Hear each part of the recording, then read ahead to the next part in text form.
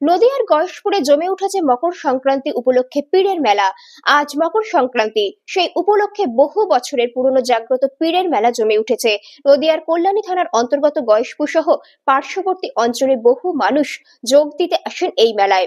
মেলার সামনে গয়েশপুর শহর তৃণমূল কর্মীদের পক্ষ থেকে খোলা হয় বিশেষ শিবির। সেখান থেকে মেলায় আসা দর্শনার্থীদের কোনো সমস্যা হলে এই ক্যাম্প থেকে তাদের পরিষেবা দেওয়া হবে বলে জানা যায়।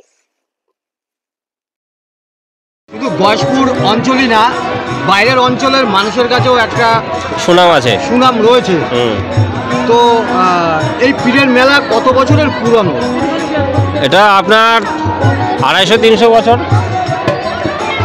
আমরা আপনার আমার জন্ম থেকে জ্ঞান বুদ্ধি হওয়ার পরের থেকে শুনে আসছি এই মেলার কথা। এই মেলার বৈশিষ্ট্যটা কি? এই মেলার বৈশিষ্ট্য হচ্ছে আপনার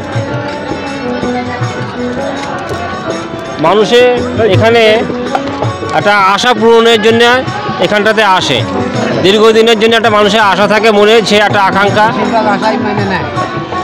এইবারে যে কোনো মানুষ একটা মানসিকতা করলে পারে, মানন করলে পারে, সেই মাননটা তার পূরণ হয় এখানে। এই আশাতে মানুষ এখানে আসে। এইটাই এরা আমাদের এই অঞ্চলের লোক, এরা জাগ্রত মানিক পীর বলেই জানে যে জাগ্রত। পুরানো একটা ইতিহাস আছে এই পীরের মন্দিরে, সেটা যদি একটু বলেন। পুরনো ইতিহাস আপনার দীর্ঘ বছর ধরে আমরা যারা শুনে এসেছি এবং বয়স্ক যারাদের কাছে শুনেছি যে এখানে যে পীর বাবা থাকতেন, পীর বাবা উনি বাঘের পিঠে করে ঘুরে ঘুরে বেড়াতেন এবং আপনার এখানে ওনার বাসস্থান ছিল। উনি দেহ ত্যাগ করার পরের থেকেই তারপরে ওনার শ্রদ্ধাচরণে এই ভক্তি সমেত পৌষ পার্বণ উপলক্ষে এই একদিনের মেলাটা উদযাপিত হয়।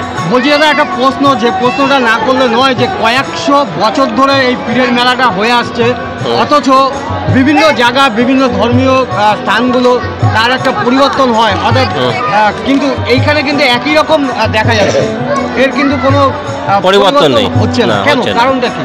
কারণ মানুষ ভালোবাসে, মানুষ ভক্তি করে। আমরা সেই কথা বলছি না, বলছি যে বিভিন্ন জায়গা ধরেন একটা ছোট ঘর, সেই ঘর বৃহৎ আকারের ঘর পরিণত হয়, একটা ছোট মন্দির, সেই মন্দির বৃহৎ আকারের মন্দিরে পরিণত হয়, কিন্তু এই পীরের যে জায়গা, এই জায়গাটাকে সংস্কার করা হচ্ছে না, একই জায়গায় রয়েছে, সংস্কার করা হচ্ছে না। কারণ হচ্ছে যে আপনার এইটা তৎকালীন সময়ের ঘটনা, তো যে তৎকালীন সময় থেকে এটাই ছোট্ট এর মধ্যে ছিল, সেই এটার মধ্যে সীমাবদ্ধিত আছে। এটাকে বৃহত্তর করতে গেলে পরে একটা অর্থের প্রয়োজন আছে, সেটা যেমন একটা আছে। তারপরেও আপনার একটা যে এটাকে যে আগামী আপনার বড় বিস্তারিত করা যাবে, সেরকম এখনো ভাবনা চিন্তা করা হয়নি। তো বহু মানুষ তো আসে, বহু মানুষ ভালোবাসে, শুধু গয়েশপুর না, গয়েশপুরের বাইরেও আশেপাশে মানুষ ভালোবাসে, তারা কি এগিয়ে আসছে না? হ্যাঁ, তারা এগিয়ে আসা বলতে আপনার তারা যেভাবে আছে ওইভাবেই তারা ভক্তি সম্বন্ধে জানাচ্ছে, সেইভাবে না। এখন আগিয়ে আসা বলতে গেলে তাহলে আমাদের এখানকার লোকজনকে নিয়েই একটা আগিয়ে আসার পরিকল্পনা করতে হবে। আগামী দিনে কি এরকম কোনো পরিকল্পনা? একটা পরিকল্পনা চিন্তা ভাবনা করতে হবে, যাতে করে আগামী দিনে যদি এটা সংস্কার করে এটা আরটু আপনার ডেভেলপ করা যায়, তার চিন্তা ভাবনা। পাশেই রয়েছে একটা পুকুর, পুকুরটারও তো সংস্কার করা দরকার। সংস্কার এটা পৌরসভার মাধ্যমে, ওটা পৌরসভার ব্যাপার। এটা আমাদের গয়েশপুর পৌরসভা। আপনার নাম? রফিক আলী মির্জা।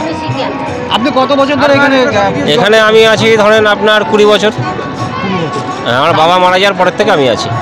আমার বাবা আগে বসতেন, এই আমার বাবা সব কলিগ আর কি। বাবা মারা যাওয়ার পরের থেকে আমি এখানটাতে বসি।